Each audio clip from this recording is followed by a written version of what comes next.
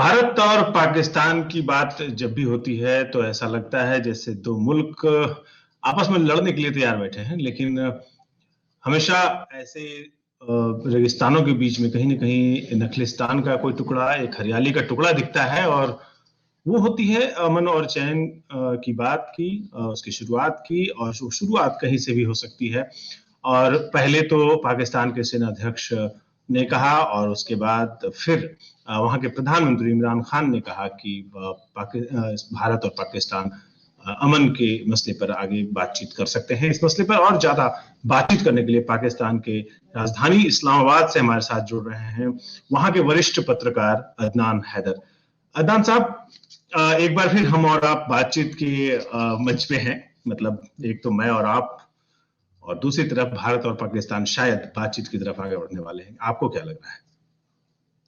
देखिए, मुझे लगता है कि सिचुएशन अब ऐसी डेवलप हो रही है, खासतौर पे पाकिस्तान की तरफ से, कि पहले आर्मी चीफ का बयान था और उसके बाद कल prime minister of Pakistan Imran Khan साहब ने भी एक ऑप्शन छोड़ा है।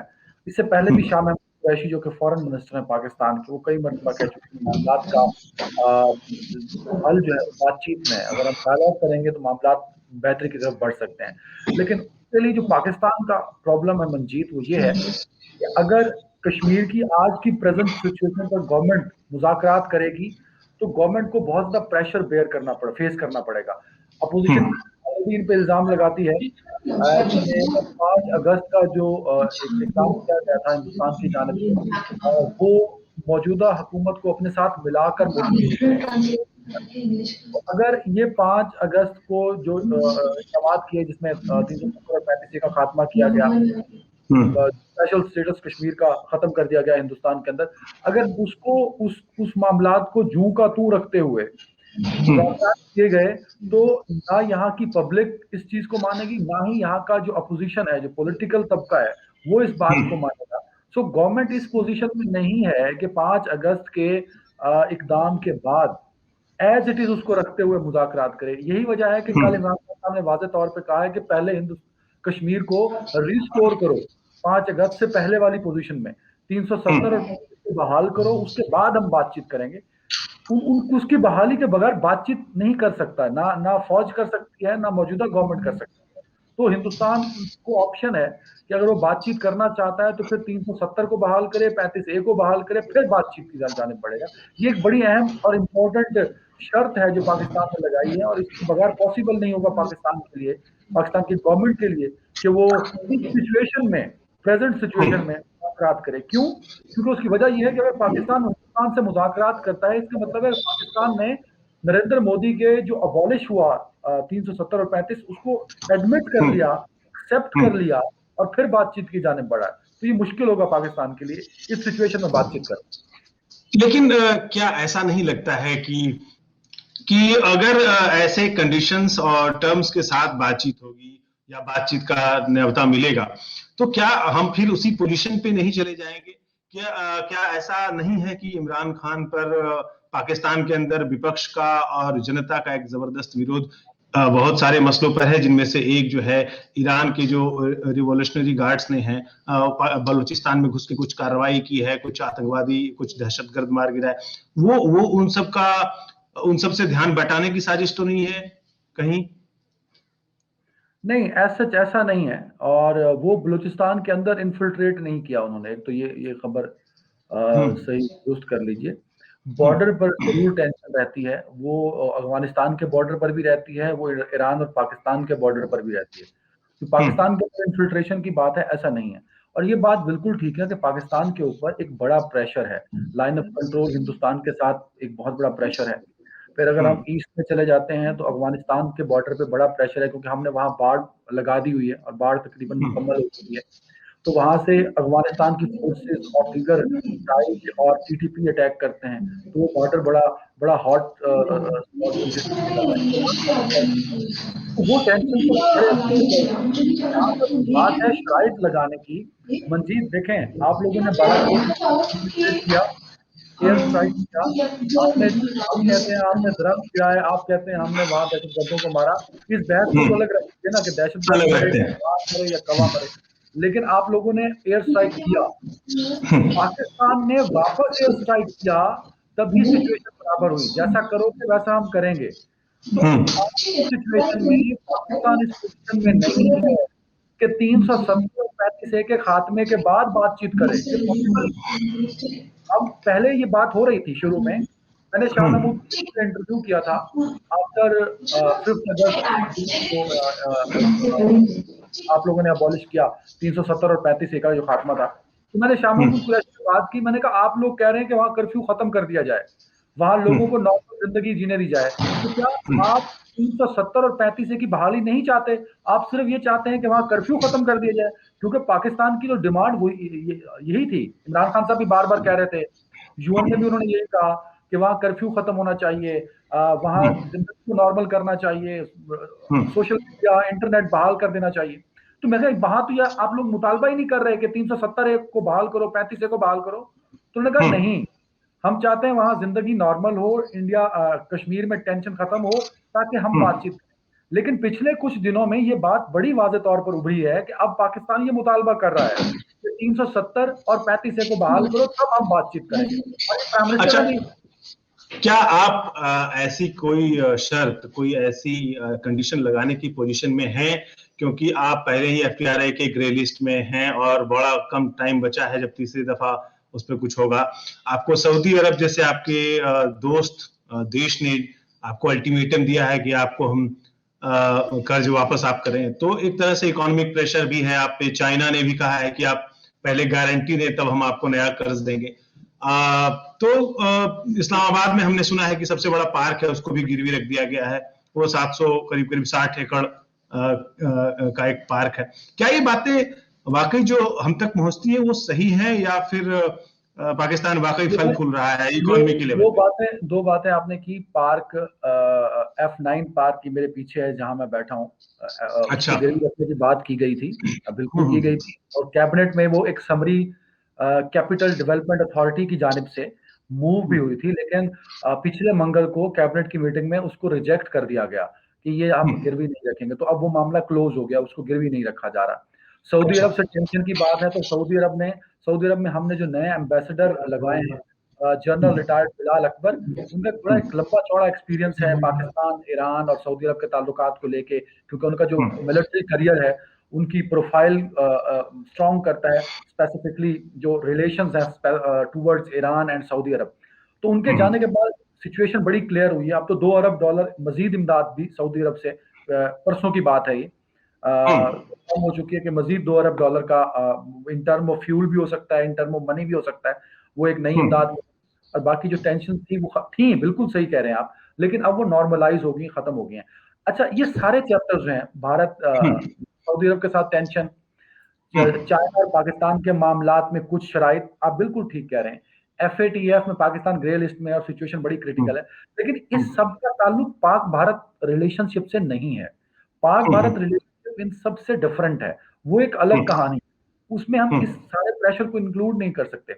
और जहां तक रही बात शर्त लगाने की, आपकी और हमारे बीच में टेंशन बढ़ी जब आपने कश्मीर का स्पेशल स्टेटस खत्म किया। तो हम चाहते हैं भाई वो स्टेटस बहाल करो, हम नई शर्त नहीं लगा रहे। आपने एक एक्ट किया, आपने एयर स्ट्राइक किया, हमने रिस्पांस में एयर स्ट्राइक किया, आपने 370 और 35 अबॉलिश किया, हम कहते हैं भाई उसको ओरिजिनल, आप कहते हैं बातचीत करेंगे, लेकिन ना नई टर्म्स में बातचीत नहीं हो सकती। अदनान भाई, 370 हो या 35A हो, ये हमारे देश का इंटरनल मैटर है कि हम हमारे संविधान में किस तरह से बदलाव करते हैं, किस तरह से अपने लोगों के लिए नए कानून लाते हैं या पुराने कानून खत्म करते हैं। पाकिस्तान को क्या लेना देना है? देखिए, बिल्कुल आप सही कह रहे हैं। हम आजाद जम्मू कश्मीर में और गिलगित बल्तिस्तान में, अब जैसे हम गिलगित बल्तिस्तान को सूबा बनाने की बात करें, वो आपकी मिनिस्टर ऑफ एक्सटर्नल अफेयर बयान दे सकती है, इसके अलावा कुछ नहीं कर सकती, वो हमारी मर्जी, हम जहां मर्जी करें। इस तरह इंडियन ऑक्युपाइड कश्मीर में जो कुछ आप करते हैं वो आपकी मर्जी है, लेकिन कुछ चीजें बड़ी इंपॉर्टेंट है। अगर आप 5 जनवरी का UN का रेजोल्यूशन पढ़ें जो कि कश्मीर के ऊपर है, जिसपे हम डिमांड करते हैं, प्राइम मिनिस्टर ने भी कल भी कहा कि UN के रेजोल्यूशन पे बात होनी चाहिए। UN की रेजोल्यूशन में बड़ा स्पेसिफिकली लिखा हुआ है कि इसमें जो रीजनल आइडेंटिटी है कश्मीर की, उसको डिमोलिश नहीं करेगा, ना पाकिस्तान करेगा ना हिंदुस्तान करेगा। मैं गिलगित बल्तिस्तान को सूबा बनाऊंगा, लेकिन अदनान हैदर वहां प्रॉपर्टी नहीं खरीद सकता, because Adnan Haider belong to Punjab. हम उसकी आइडेंटिटी को नहीं डिमोलिश कर रहे, ना उसको अफेक्ट कर रहे हैं। हमारे जो इकदाम हैं वो आजाद कश्मीर में हों, वो गिलगित बल्तिस्तान में हों, वो उनकी आइडेंटिटी को कायम रखते हुए होते हैं। जबकि जब 370 ए और 35, तो सुन ले मेरी बात, 370 और 35 ए को अगर आप पढ़िए तो उसमें जो रेजिडेंस आइडेंटिटी है वो डैमेज होती है। नाउ आफ्टर दैट एक्ट जो 5 अगस्त के बाद हुआ, Manjeet can go and live there in Kashmir, Manjeet can purchase land over there, Manjeet can purchase business over there, जो कि यूएन की रेजोल्यूशन के अगेंस्ट जाता है। देखिए, ये काम जो है वहां पर इन्वेस्टमेंट करने के लिए, वहां के लोगों की जो इकोनॉमिक हालात है उसको ज्यादा बेहतर बनाने के लिए किया गया। अच्छा, ये बताइए कि जो पाकिस्तान में हमने सुना है कि सिंध में बहुत और बलूचिस्तान में बड़े प्रदर्शन हुए हैं हाल फिलहाल में और सरकार के खिलाफ हुए हैं, वो किस लिए हो रहे हैं, किस वजह से हो रहे हैं? जो सिंध के जो लोग नेशनलिस्ट लोग हैं, उन्होंने दुनिया के तमाम नेताओं और जिनमें प्रधानमंत्री हमारे नरेंद्र मोदी की भी पोस्टर थे, उनको लेकर के बड़ा प्रदर्शन किया सड़कों पे, क्या ये सच है? देखिए, मैं आपको एक बात बताऊं मंजीत जी, मैं इस्लामाबाद में हूं ना, यहाँ भी आपको बहुत सारे लोग ऐसे मिल जाएंगे जो इस बात का प्रचार करेंगे कि हमारा एक अलग देश होना चाहिए, हमारा एक अलग। लेकिन 22 करोड़ अवाम में वो 22 लोग भी नहीं होते। अब प्रॉब्लम ये है कि हिंदुस्तान की मीडिया को उन लोगों को हाईलाइट करना होता है। अगर मैं ये बात करूं तो आपके नागालैंड में उन्होंने अलग से परचम बना लिया, उन्होंने हिंदुस्तान की जो जुरिस्डिक्शन बनती थी उसको भी खत्म करने के लिए तमाम लोग मिल बैठे थे, लेकिन पाकिस्तानी मीडिया ने कवरेज नहीं दी। आप जानते हैं इस बात को। इस तरह हिंदुस्तान में बहुत सारे ऐसे लोग हैं जो अलग देश की मांग करते हैं। जैसे अभी आप लोगों का प्रोटेस्ट हो रहा है, फार्मर प्रोटेस्ट, मैंने पिछले दिनों ट्वीट किया कि पाकिस्तानी मीडिया इतना देखा मैंने। अगर यही प्रोटेस्ट भारत में हो रहा होता, पाकिस्तान में हो रहा होता, तो भारत में अंजना ओम केशव, वो सविता सिंह मेरी दोस्त है बहुत अच्छी, अर्नब गोस्वामी जैसे टाइप लोग जो हैं, वो उठ के शोर कर रहे होते हैं कि पाकिस्तान में तो अलग देश की मांग आ गई। आप बिलीव कीजिए मंजीत जी, पाकिस्तान के मीडिया में शायद 2% भी कवरेज नहीं दी गई उस बात को। आपको पता है खालिस्तान का झंडा लगा दिया लाल किले के ऊपर, ये कितनी बड़ी खबर थी। हमारे नहीं किया क्योंकि हम खालिस्तान जो है ना, खालिस्तान मूवमेंट तो पाकिस्तान का बगल बच्चा है, हम उसको ज्यादा तरजीह नहीं दी, खत्म हो गया वो 90 के दशक में। अच्छा, ये बताइए कि पाकिस्तानी मीडिया ने आपके पाकिस्तानी मीडिया ने क्या वो खबर आपको दिखाई या आपने दिखाई अभी कि जो मलेशिया ने, जो आपका दोस्त मुल्क है, उसने आपके 2 हवाई जहाज जब्त कर लिए थे, कर्ज वापस नहीं किया था आपने, ऐसे खबरें आई है। मैं बस क्रॉस कर रहा हूँ कि आप सही है खबर। मैं बता रहा हूँ आपको, वो जहाज इसलिए रोका गया, वो जहाज पाकिस्तान का था, रोक लिया। वो जहाज यूएस का होता, रोक लेते। मैं मंजीत से एक चीज लेता हूँ, मोबाइल ले लिया मैंने मंजीत से किस्तों पे कि मंजीत साहब ये मुझे लीज पे दे दीजिए, मैंने ले लिया। अब मैं मंजीत को हर महीने 500 रुपए दे रहा हूँ, मैं 3 महीने मंजीत को पैसे नहीं देता, तो मंजीत ये मोबाइल मेरा कैप्चर कर सकता है, उस पे उसको रोक सकता है। तो इसमें कोई इतनी बड़ी बात नहीं है कि जहाज रोक ले तो क्या हो गया, लीज पे था जहाज वो, और मुख्तलिफ इंटरनेशनल एयर कंपनी हैं वो जहाज लीज पे लेती हैं। इंडियन एयरलाइन ने भी कई जहाज लीज पे लिए हुए हैं, ऐसी कोई बात नहीं है। लेकिन जी अब बात जारी रखें। तो वो लीज के पैसे नहीं पे हुए थे, तो इसलिए उन्होंने रोक लिया, उन्होंने कोई इलीगल काम नहीं किया। अगर मलेशिया में अदनान हैदर भी प्राइम मिनिस्टर या प्रेसिडेंट होता मलेशिया का, तो मैं भी कहता भाई रोक लो, पाकिस्तान है तो क्या, पैसे नहीं दिए तो रोक लो।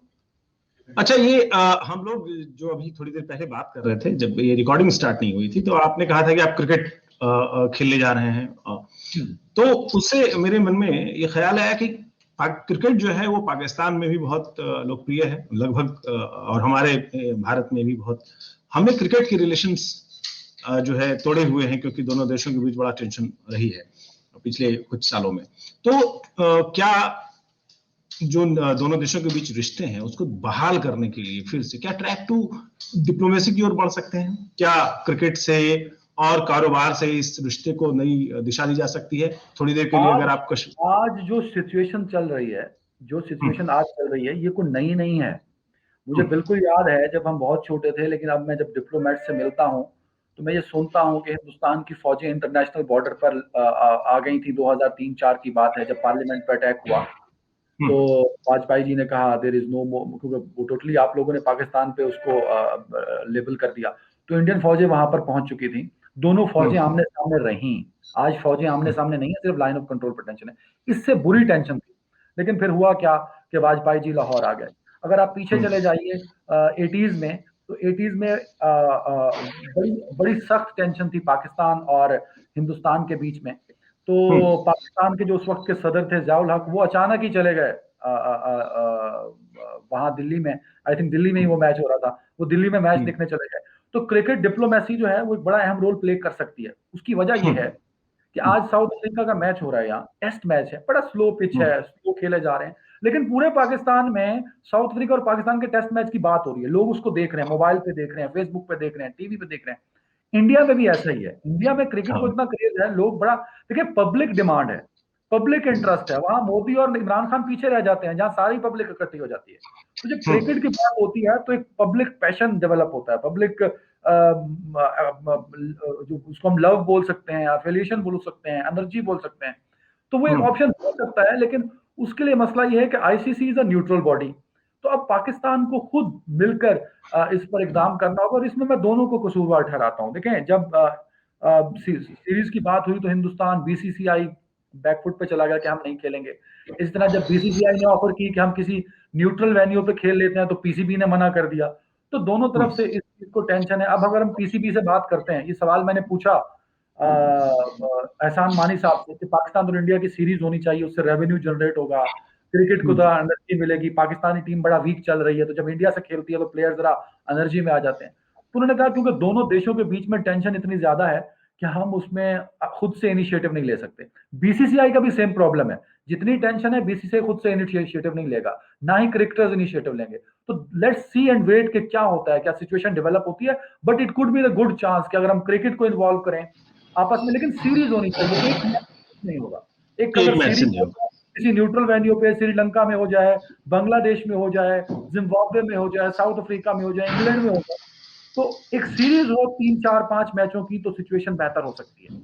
अच्छा, एक सवाल ये बनता है हैदर साहब कि जो पाकिस्तान की जो माली हालत है वो बहुत अच्छी नहीं है, अगर हम देखें जो आंकड़े बताते हैं, तो उसको ठीक करने के लिए वहां का जो सियासी लीडरशिप है वो क्या कर रहा है? क्या वो भारत के साथ कारोबार बढ़ाने को, आप प्याज भेजें, आप चीनी भेजें, हमें जरूरत है, हम खरीद सकते हैं, हमारे पास खरीदने की कुवत है, हम बाकी देशों से मंगाते हैं सामान, आपसे मंगा लेंगे, तो इस दिशा में इस तरफ क्यों नहीं कदम बढ़ाते हैं आपके लीडर? दो सवाल पूछे, एक तो पाकिस्तान की इकोनॉमिक सिचुएशन, और दूसरा सवाल आपने पूछा पाकिस्तान और इंडिया की ट्रेड।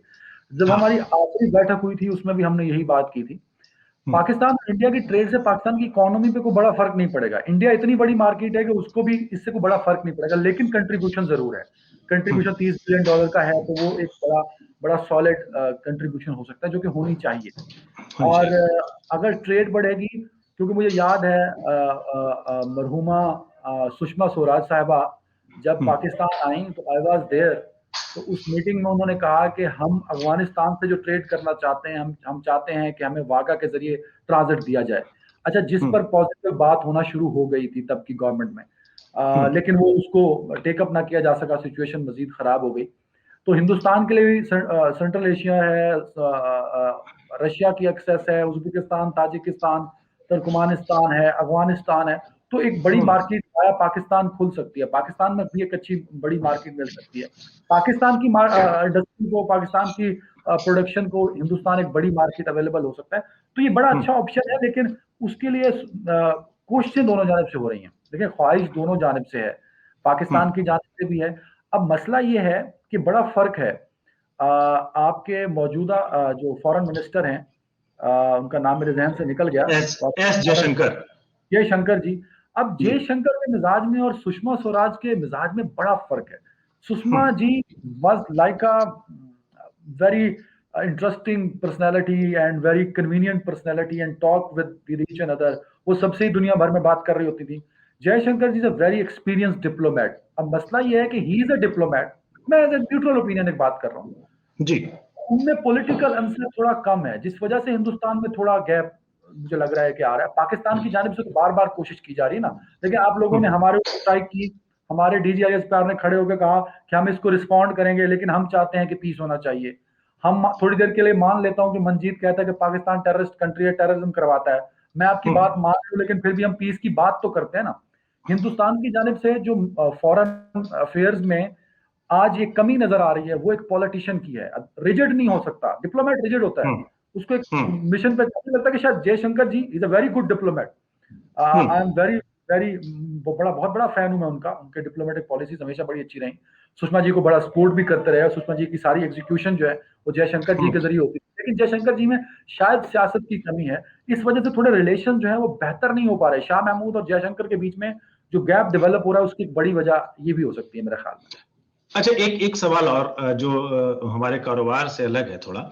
पाकिस्तान में भी दुनिया भर में हमने पिछले 1 साल में देखा कि कोविड-19 का, जिसको पॉपुलर लैंग्वेज में हम लोग कोरोना कह रहे हैं, उसका बड़ा असर रहा बिजनेस से लेकर के तमाम देशों में लॉकडाउन रहा, हमारे हिंदुस्तान में भी रहा। पाकिस्तान ने किस तरह से लड़ाई की इस कोरोना के साथ? वैक्सीन को लेकर के क्या नजरिया है पाकिस्तान के अंदर? अच्छा, इसके लिए ना हम बड़ी तारीफें कर रहे हैं कि पाकिस्तान में कोरोना नहीं फैला। एक तो ये बड़ी रीजन है कि कोरोना काफी हद तक कंट्रोल भी रहा। उसकी एक बड़ी वजह ये भी है कि जब कोरोना पाकिस्तान में आया तब तक कोरोना बहुत नुकसान कर चुका था।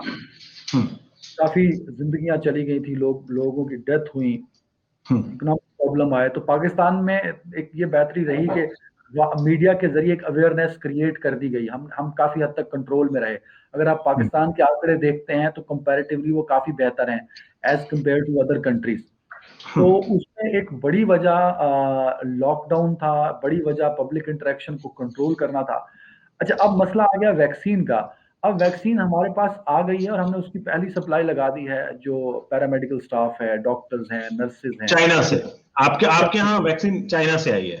चाइना तो से चाइना की जो टेस्ट किट थी और वैक्सीन पर भी सवाल उठते रहे हैं, आपने भारत से क्यों नहीं मांगा वैक्सीन? हमारे यहाँ तो हिंदुस्तान में तो दो ऑलरेडी हैं और कई और आने वाले हैं। अच्छा, हमारा भारत के साथ में जब जितने बुरे हालात रहते हैं, मेडिकल इंटरेक्शन हमेशा अच्छा रहा है। अच्छा मतलब रहा। हमारे यहाँ आपके जहाज हमें मार रहे थे, हमारे जहाज आपको मार रहे थे, तब भी पेशेंट्स मूव कर रहे थे वाघा बॉर्डर के जरिए। और अभी भी सिर्फ पेशेंट जो हैं वो दिल्ली जा रहे हैं for liver transplant and for other disease cure. तो वो एक इंटरेक्शन हिंदुस्तान की जानिब से रहता है। और हिंदुस्तान ने हमेशा बुरे हालात में भी कभी मेडिकल वीजा को नहीं रोका, कभी पेशेंट्स को नहीं रोका। तो मेडिकल इंटरेक्शन है हमारा, लेकिन बड़ा लिमिटेड सा है। हमें जो ऑप्शन बाहर से मिल रहे होते हैं फिर हम इंडिया को अवेल नहीं करते। दूसरा, शायद इंडिया ने भी हमें ऑफर नहीं कराई, ना ही हमने इंडिया से मांगी। तो लेकिन सवाल ये है अदनान भाई कि आपको 5 लाख वैक्सीन आई है चाइना से और आबादी आपकी करीबन 22 करोड़ है, तो कैसे निपटेंगे उससे? अच्छा, अब प्रॉब्लम यह है कि ये आखिर में आके बंद नहीं हो गई, अब हाँ मुख्तलिफ स्टेज में आ रही है। मतलब ये पहली खेप स्पेशल एक प्लेन भेजा गया था क्योंकि दुनिया भर में लोगों को लग रही थी, कंट्रीज इसको अवेयर कर रही थी। तो हमने यही प्लानिंग रखी कि जो मेडिकल स्टाफ है एटलीस्ट उसको हम सिक्योर कर लें। तो उसके लिए अर्जेंट बुनियादों पर हम वो पहली खेप लेकर आ गए, जो कि शायद 1 मिलियन है, 5 लाख नहीं है मेरे ख्याल में। तो वो हमने चारों सूबों में और गिलगित बल्तिस्तान और आजाद कश्मीर में भिजवा दी, जो जो उनका शेयर बनता था, अच्छा। स्पेसिफिकली जो मेडिकल स्टाफ है उनके लिए। और अब हम उसको अगले फेज में लेके जा रहे हैं, बिकॉज यहाँ हमारे पास एक इदारा है NCOC, national commission of and command and operation, जो कि स्पेसिफिकली इसको देखता है। उसने एक बाकायदा एग्जीक्यूशन प्लान लगाया है। ये पॉसिबल नहीं है कि आप 22 करोड़ वैक्सीन लाइए और 22 करोड़ एग्जीक्यूट कर दीजिए, ये स्पेल्स में लगे। आप देखें ना, इंडिया और पाकिस्तान 2 डेवलपिंग कंट्रीज हैं। आप डेवलप्ड कंट्रीज में जाइए, वहां भी एक स्पेल वाइज वैक्सीन को लगाया जा रहा है। तो फ्रंट लाइन वॉरियर्स को पहले लगा रहे हैं, फ्रंट लाइन हाँ वॉरियर्स को पहले लगा रहे हैं। हाँ, ठीक है। जी। तो उम्मीद ये करते हैं कि जैसे हमने नेपाल को, बांग्लादेश को, दुनिया के तमाम देशों को वैक्सीन दी है, अगर आप पाकिस्तान को भी दें तो ठीक ही रहेगा, दोनों देशों के रिश्ते ज्यादा बेहतर होंगे। मेरे ख्याल भारत अगर में इस वैक्सीन से भी ज्यादा जरूरी यह है कि हमारे दरमियान कल्चरल और ट्रेड का जो चैप्टर है उसको ओपन होना चाहिए। ओपन लेकिन होना चाहिए। हमने आपके बंदे नहीं मारे, आपने हमारा कौवा मारा, हमने आपके बंदे नहीं मारे। चाइना ने हिंदुस्तान के बंदे मारे, हिंदुस्तान ने चाइना के बंदे मारे फौज। लेकिन आप देखेंगे इंटरेस्टिंग पॉइंट क्या है, चाइना और इंडिया की ट्रेड चलती रही, बल्कि मुझे किसी ने शेयर किया कि न्यू कॉन्ट्रैक्ट्स हुए हैं, न्यू एग्रीमेंट्स हुए हैं ट्रेड को लेके। तो जब चाइना और इंडिया बिजनेस कर सकते हैं, उनका बिजनेस उनकी वॉर पे की वजह से नहीं रुकता। एलएसी पे जो टेंशन बढ़ती है, देखें एलएसी पे आप लोगों की एयरफोर्स डिप्लॉय है, आप लोगों की मिलिट्री डिप्लॉय है, चाइना की जानब से भी एयरफोर्स डिप्लॉय है, मिलिट्री डिप्लॉय है, बट ट्रेड चल रहा है।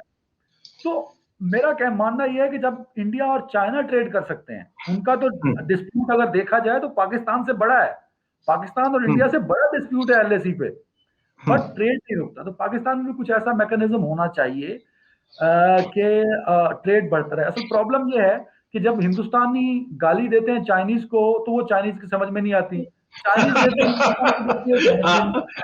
लेकिन गाली देगा मुझे समझ आ जाएगी, मैं आपको गाली दूंगा आपको गाली समझ भी आएगी और उसकी इंटेंसिटी भी पता होगी आपको।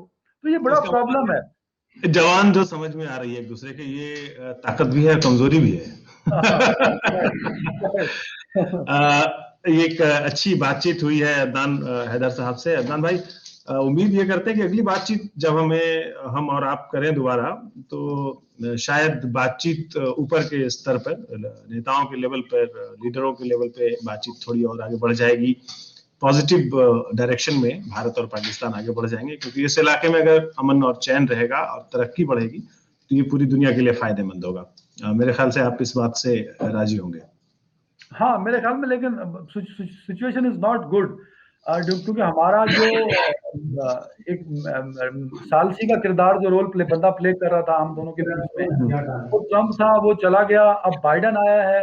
हम दोनों का मसला ये है कि हम दोनों मिलकर सुलह नहीं करते, हम किसी तीसरे को बीच में जरूर डालते हैं, क्योंकि अदनान को मंजीत को अदनान पे एतबार है ही नहीं, और होना भी नहीं चाहिए। 70 सालों में एक दूसरे से इतने दगे किए कि ट्रस्ट तो खत्म हो गया ना बीच में। तो अब देखना ये कि सिचुएशन किस तरफ जाती है। पाकिस्तान के लिए तो सिचुएशन इज वेरी क्रिटिकल, क्योंकि इमरान खान अगर टॉक शुरू कर देता है 335A को बहाल के बगैर, तो पब्लिक प्रेशर भी आएगा, पॉलिटिकल प्रेशर भी आएगा, जो कि बेयर करना इमरान खान की बड़ी थिन मेजोरिटी है। मतलब इमरान खान के पास 56 सीट्स हैं, 172 तो इमरान खान के पास मेरे ख्याल में टोटल 17 लोगों की मेजोरिटी है, तो 17 MNAs हैं, मेंबर नेशनल असेंबली, तो पॉलिटिकल प्रेशर बेयर नहीं करने की कैपेसिटी नहीं है इमरान खान साहब में। दूसरा, पब्लिक कितनी अनॉयड हो चुकी है ड्यू टू इन्फ्लेशन, जॉबलेस नहीं है, जॉब भी नहीं है, पब्लिक नाराज है इमरान खान से, तो पब्लिक प्रेशर भी बर्दाश्त नहीं कर सक रही है। तो मुझे नहीं लगता हिंदुस्तान में एक बात कही जाती है इमरान खान के बारे में कि जब तक फौज इमरान खान के साथ है तब तक वो कुर्सी पे बने रहेंगे। बहरहाल बहुत अच्छी बातचीत रही और बहुत बहुत शुक्रिया आपका अदनान हैदर हमारे साथ जुड़ने के लिए। अगली बातचीत में उम्मीद है कि हम लोग फिर जब मिलेंगे तो कुछ न कुछ ज्यादा पॉजिटिव आउटकम निकल के आएगा। बहुत बहुत शुक्रिया आपका आवाज दवा के साथ बात करने के लिए।